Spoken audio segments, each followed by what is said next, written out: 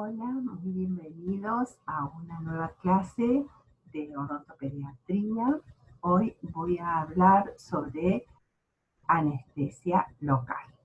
Eh, Soy la doctora Graciela Esterochonga, pertenezco al equipo docente de la Cátedra de Odontopediatría B de la Facultad de Odontología de nuestra Universidad Nacional de Córdoba. Vamos a comenzar diciendo que en odontopediatría es muy provisorio el éxito, es muy seguro el éxito si nosotros logramos hacer una anestesia en nuestros niños, porque vamos a controlar el dolor. Ahora bien, ¿qué son los anestésicos locales? Los anestésicos locales son fármacos capaces de bloquear de manera reversible la conducción del impulso nervioso en cualquier parte de nuestro sistema nervioso a la que lo apliquemos. Van a originar una pérdida de sensibilidad, siendo la recuperación de la función nerviosa completamente una vez que ha finalizado el efecto del anestésico. Pueden aplicarse ya sea en forma tópica o en forma inyectable sin deprimir el nivel de la conciencia. Pensemos que cuando se trata de niños que tenemos que aplicar eh, la anestesia local, debemos tener en cuenta algunas consideraciones que son diferentes a las del paciente adulto. Vamos a recordar que el niño posee una cavidad bucal pequeña y por lo tanto una apertura bucal pequeña, que también tiene mayor permeabilidad en los tejidos óseos, que hay mayor irrigación en los tejidos blandos. También hay que tener en cuenta las características de los reparos anatómicos, de las estructuras óseas que son de menor tamaño que en el adulto, que sus huesos presentan espacios alveolares amplios, espacios medulares, perdón, y que asimismo la articulación temporomandibular es más plana que en el adulto. También el conducto dentario inferior del hueso mandibular se va a ir desplazando hacia arriba mientras el niño crece, se va a ir desplazando hacia oclusal, mientras el niño crece y se transforma en adulto. También tenemos que tener en cuenta que sus tejidos blandos no están tan queratinizados como en el caso de los adultos. Las técnicas más utilizadas en eh, odontología son las técnicas anestésicas infiltrativa o bloqueo terminal, que consiste en la colocación del líquido anestésico en la rama de los nervios principales o en las ramas terminales de estos nervios principales. En el caso de odontopediatría, nosotros para trabajar en el maxilar superior vamos a utilizar siempre estas técnicas infiltrativas. Otra técnica que no es de tan frecuente uso en odontopediatría, pero que sí es necesario se utiliza, es la técnica de bloqueo regional, donde nosotros aplicamos cerca del tronco nervioso el líquido anestésico y que nos va a producir una anestesia de una zona más o menos amplia de acción. Entonces, en el caso de odontopediatría, nosotros vamos a utilizarla para trabajar en el maxilar inferior, en el sector posterior. Ahora, si bien estamos en el maxilar superior y necesitamos cerrar el circuito nervioso, en el caso de las exodoncias sobre todo, vamos a realizar y vamos a utilizar la técnica anestésica transpapilar, interpapilar o papilar, que nos va a ayudar a evitar a lograr la anestesia palatina o lingual y vamos a evitar hacer la punción por palatino o por lingual, que son más dolorosas y más molestas. Otra aplicación que hacemos en odontopediatría y que no puede faltar es la técnica de la anestesia tópica para disminuir la molestia del sitio de punción. En este caso podemos utilizar la benzocaína al 20%. Bueno, de dosificación solo voy a mencionar 2 palabras, dado que a este tema lo van a desarrollar profundamente en otra clase. Vamos a decir que los anestésicos más utilizados son el clorhidrato de lidocaína al 2% y la carticaína clorhidrato al 4%. De acuerdo a esta concentración y sus características van a ser las dosis por kilogramo de peso por día que puede recibir nuestro paciente que va a estar indicada. En estos cuadros quería representarles más o menos la cantidad de anestubos que va a recibir el paciente de acuerdo a su peso. Cabe aclarar que en el caso de la carticaína no está recomendada inyectar a pacientes menores de 4 años. Es decir, que más o menos a partir de los 15 kilos, porque un niño de 4 años puede pesar 15 kilos, 16, a partir de esa edad recién vamos a vamos a utilizar esta carticaína. Entonces, si es la carticaína al 4%, vamos a utilizar un tubo o un anestubo y 0.4, o sea, casi un anestubo y medio. En el caso de las lidocaínas, si es de 15 kilos mi paciente, puede utilizar hasta un tubo y 0.8, o sea, un poquito más de la mitad de otro tubo. No quiere decir que lo vamos a poner todo en un solo evento, ¿no? A veces solamente con un anestubo logramos el anestésico. Muy bien.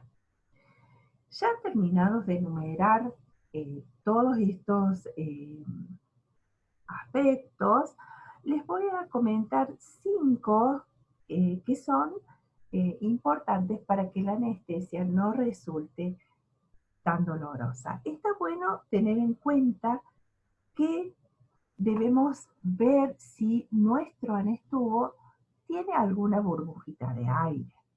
Si está, es preferible que esa solución anestésica esté tibiecita, que la inyección tiene que ser lenta, gradual, con aguja bien filosa para evitar lacerar los tejidos, que el retiro de la aguja lo voy a hacer suave también.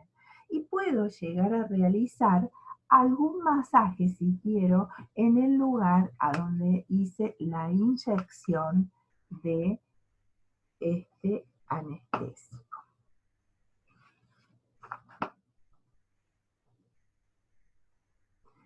Bueno, sabemos que los anestésicos locales pueden ser utilizados para cualquier situación donde se produce dolor al intervenir el paciente.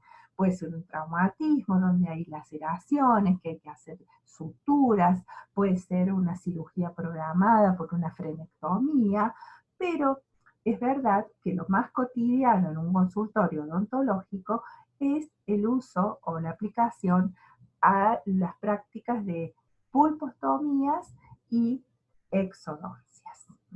Son las dos indicaciones donde vamos a utilizar.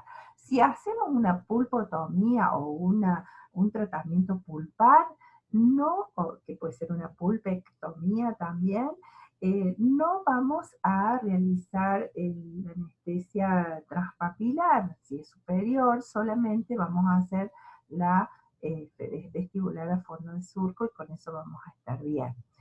Pero si hacemos una extracción, tenemos que sí cerrar el circuito. De todos modos también, si trabajamos en el maxilar inferior, vamos a tener que realizar, además del bloqueo al nervio dental inferior, una anestesia al bucal por vestibular a fondo de surco. Y si hacemos una extracción en el maxilar superior, vamos a cerrar nuestro circuito con una anestesia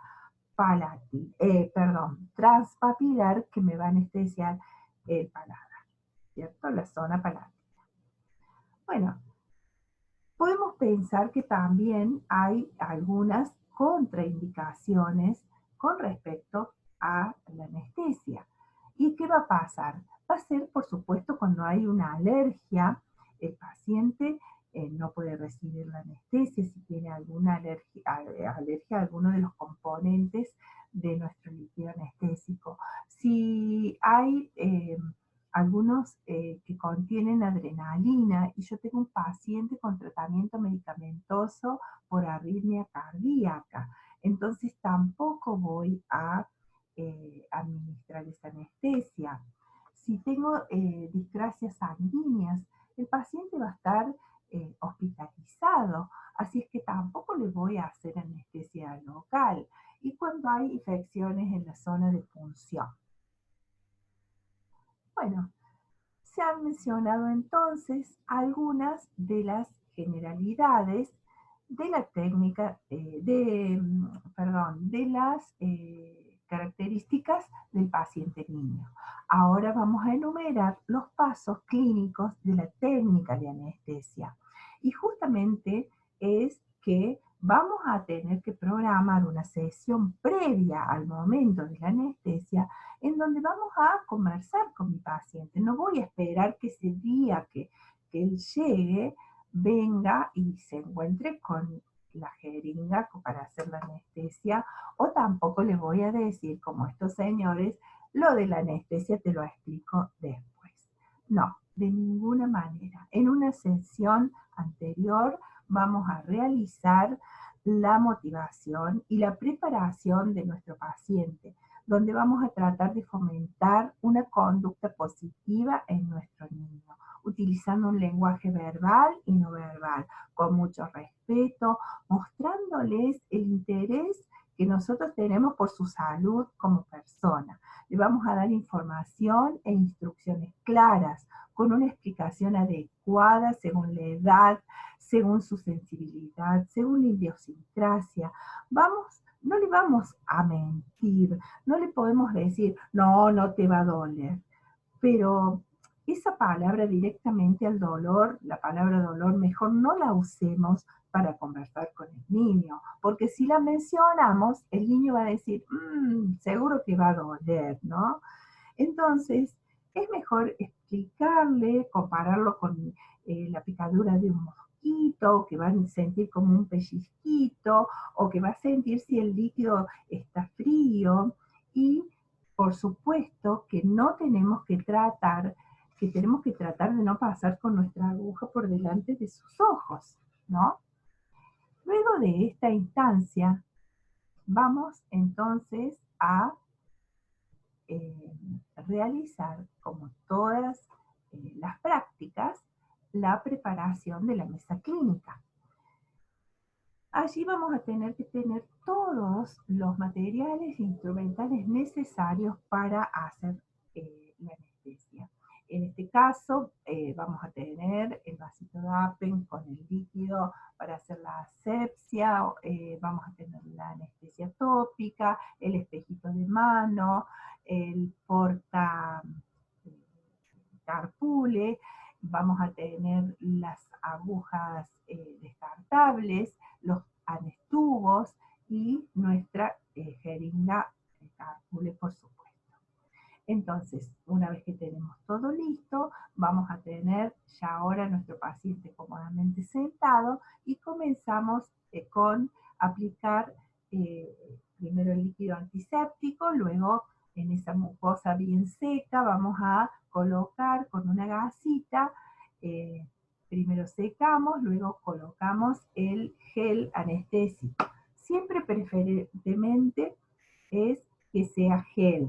Lo podemos untar con algodón o con la misma gasita, lo empaquetamos en el fondo de surco, lo dejamos allí en contacto con la mucosa donde vamos a hacer la punción. así se puede anestesiar muy bien esa zona. Es recomendable no utilizar el anestésico local en spray, sobre todo en los más pequeños, dado que puede involucrar más partes anestesiadas y producir una sensación muy desagradable, un poco desagradable para nuestro paciente niño. Entonces mejor y es más maleable el gel. Bueno, esperamos unos minutitos mientras toma la anestesia, tenemos preparada nuestra carpule. Ya sea que vamos a hacer una troncular, le vamos a poner una aguja de calibre 30, que va a ser corta, o si hacemos una infiltrativa, vamos a utilizar una extra corta de calibre 30.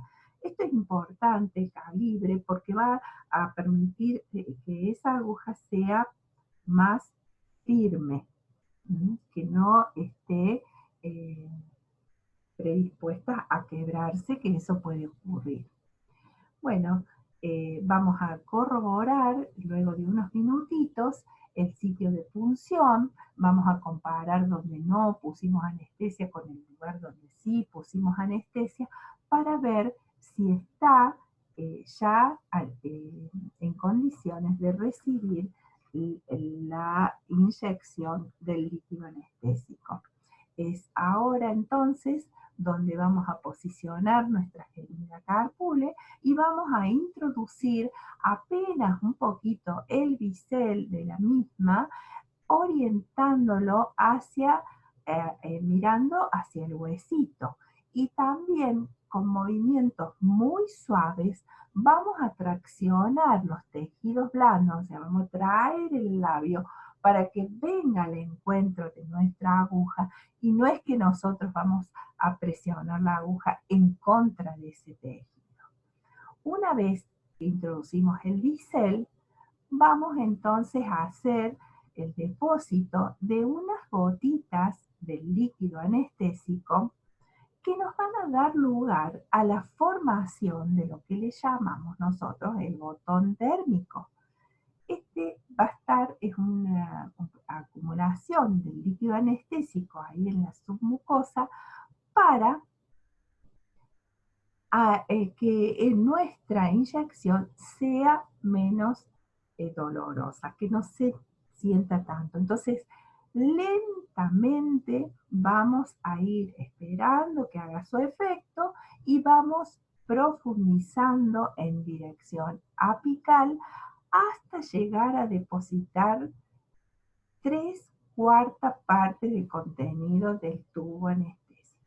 Se recomienda no retirar la aguja por nada del mundo. Si el paciente se empieza a inquietar un poquito, vamos a estar con el ayudante, con el operador y el ayudante. El ayudante nos va a colaborar en conversar con él, en tomarlo de la mano para que siga quietecito y que podamos descargar los 3/4 de anestesia para que haya un buen bloqueo del nervio que necesitamos anestesia.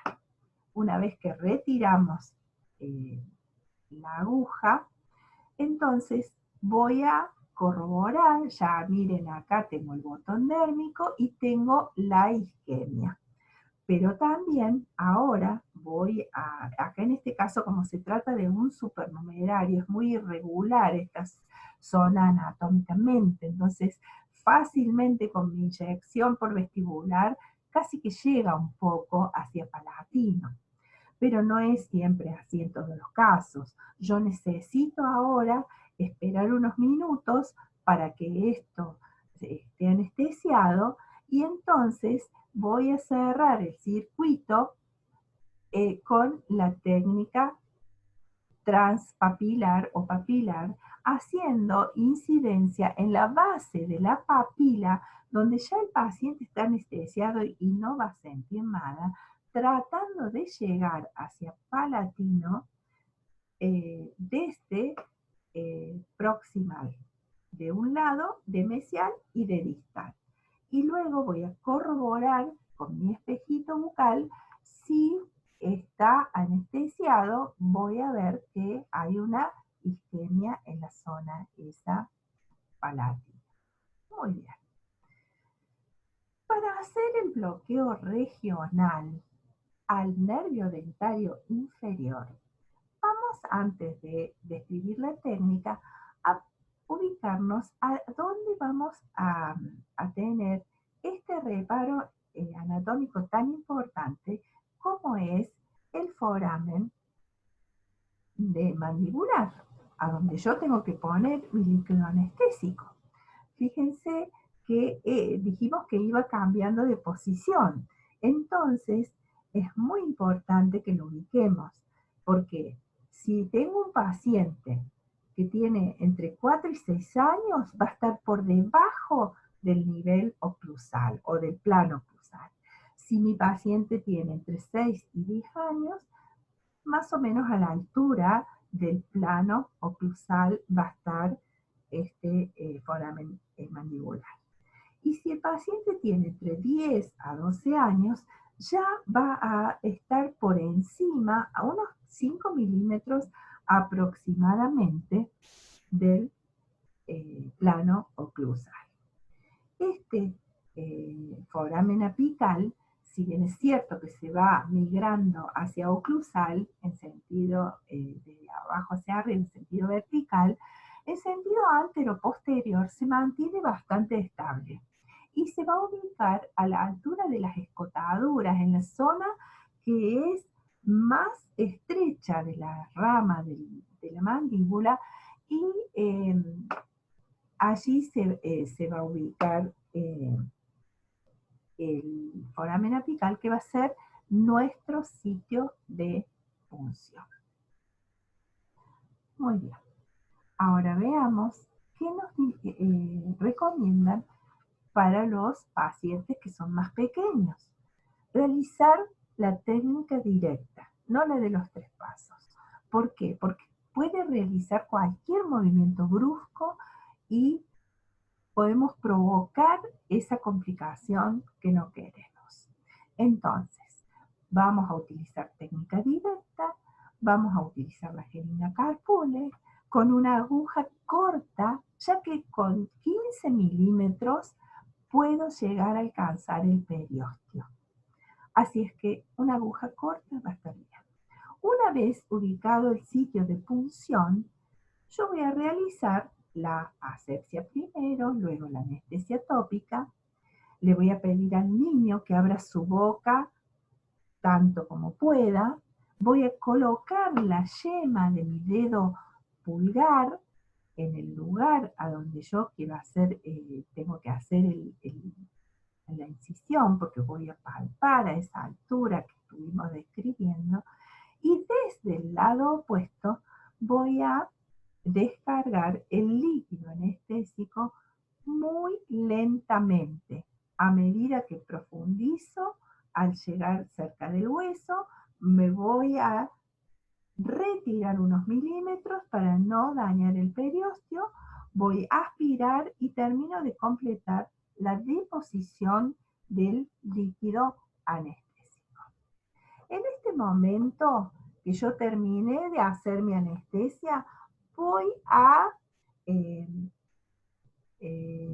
hacer entonces la parte de la anestesia reflexiva. ¿Qué era esta técnica? Es cuando el paciente ha comenzado a tener la sensación de pérdida de parte de su cuerpo, sobre todo cuando nunca antes fue anestesiado, de tal modo que esta sensación le puede generar un estado de ansiedad y angustia frente a algo que no conoce.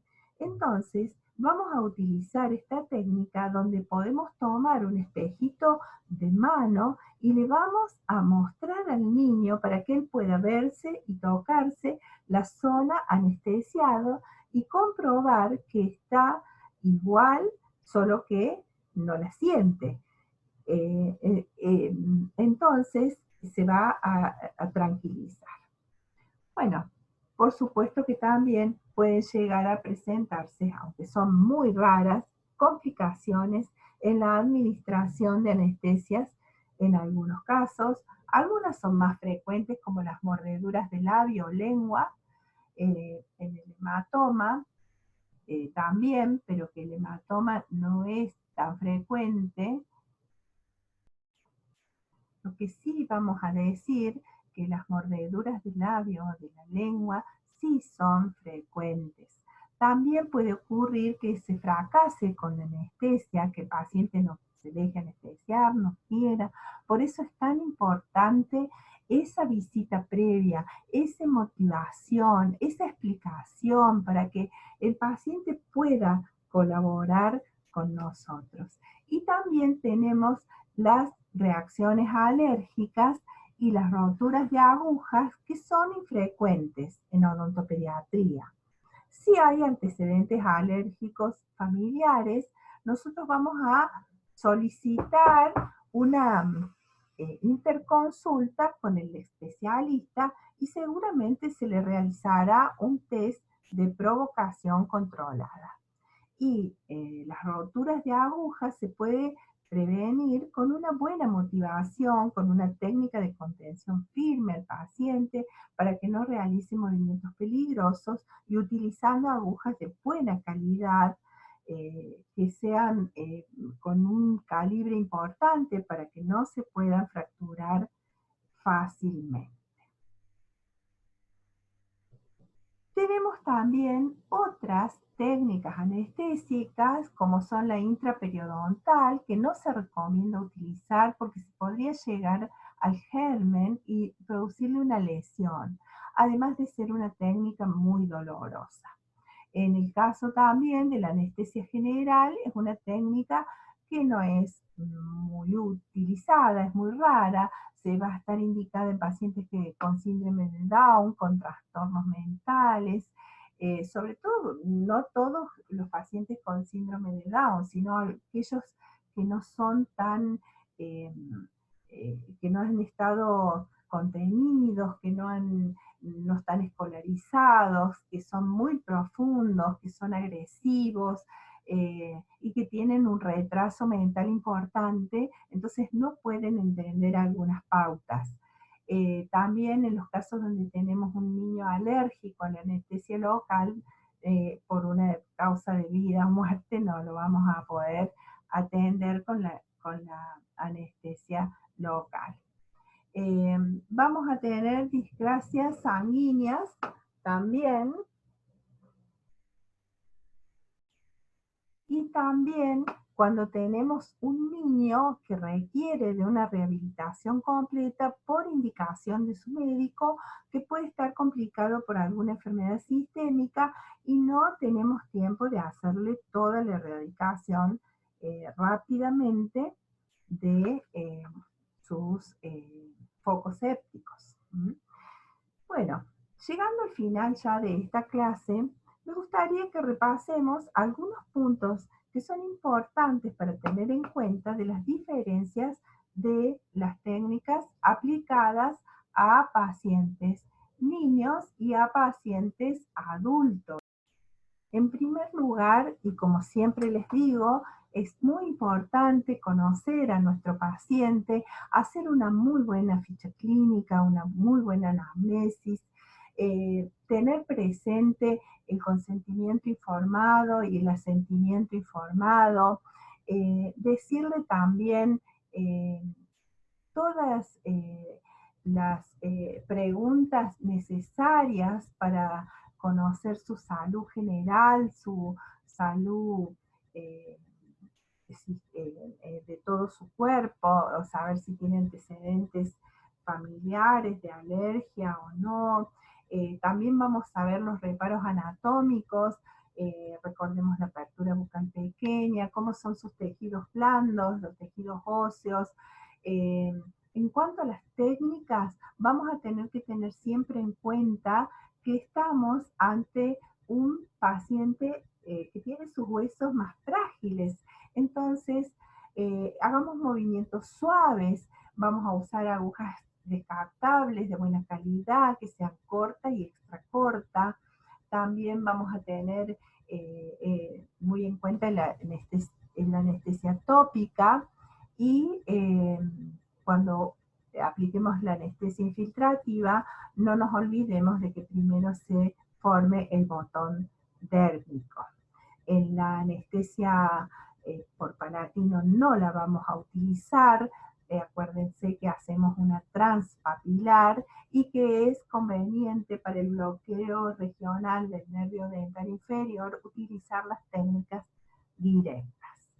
En cuanto a la motivación, tratemos de no pronunciar palabras como aguja, dolor, inyección, sangre, cortar, porque son palabras que a los niños no les gustan y les sugieren cosas. Si dijo aguja, debe pinchar, algo así debe ser. Entonces, no las nombremos, ni conversemos con nuestro colaborador, con nuestro ayudante, de esta forma. Y también es muy promisorio que resaltemos el comportamiento del paciente, si él ha colaborado con nosotros, si se ha portado bien, ha sido valiente. Entonces, reforcemos con nuestras eh, técnicas verbales o no verbales y hagamos que sea bueno, muy reconocido. Otra cosa que no nos tenemos que olvidar es la anestesia reflexiva para que el paciente, si no se anima a preguntarnos, a decirnos nada, él pueda verse que el lugar que está dormido pronto va a empezar a sentir otra vez. Muy bien. Hasta aquí hemos llegado con este tema. Les doy muchas gracias por la atención que han tenido conmigo y me voy a permitir la licencia de que dado que nos queda un largo camino por recorrer, les voy a sugerir que pongan ánimo a todo lo que realicen, porque esa también es una buena técnica, cuando ponemos buen ánimo. Bueno, hasta la próxima clase que nos encontremos.